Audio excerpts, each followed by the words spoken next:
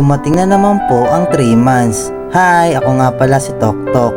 Kada 3 months nagpapalaboratory po ako. Kailangan na kasing i-monitor ang ating creatinine. Bali, 3 years ko na rin pong minomonitor ang aking CREA. Na-diagnose po kasi ako noong 2020 ng chronic kidney failure.